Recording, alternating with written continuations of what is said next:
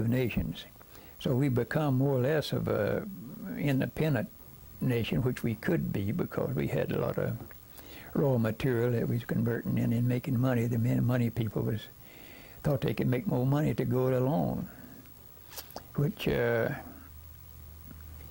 got trade started again with Germany, and people didn't like that because we just whipped them, and here we was doing big business with them, and it was more or less disgusting.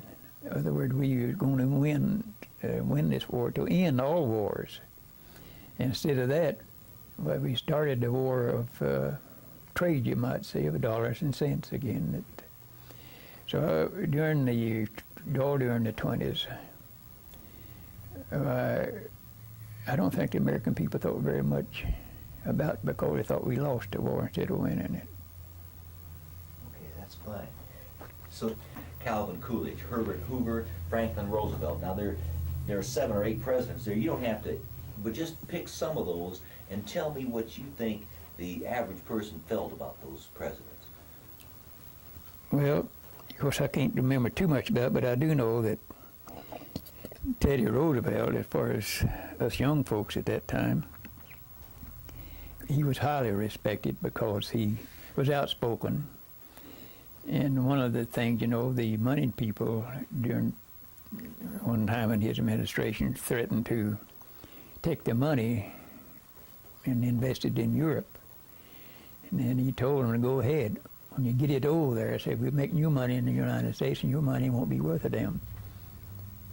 So in the Mexican War, you see, he come in and he was, people looked up to him as being a great man because he was outspoken and tried to do what he said he would do. Harding, I guess, was one of the, of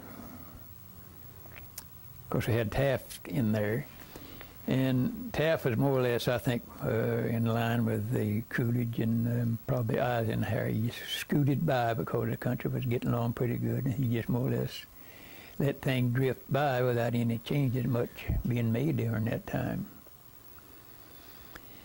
Harding, I think, was a good man, but Coolidge, I think he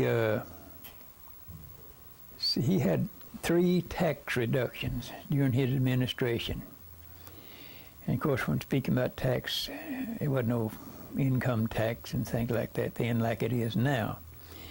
What reducing tax meant that you reduced tax on traveling and various other things, that only the rich got benefit of it because the poor people didn't get any benefit from the tax that he put on.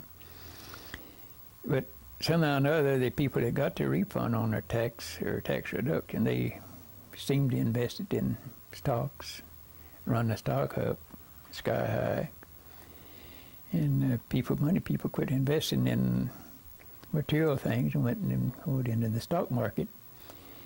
And we had a big stock went U.S. Steel, I know it went up to about $240. I had some then, and it dropped down within 8 or 9 months, dropped down to $17 a share. So that was the beginning of the big depression.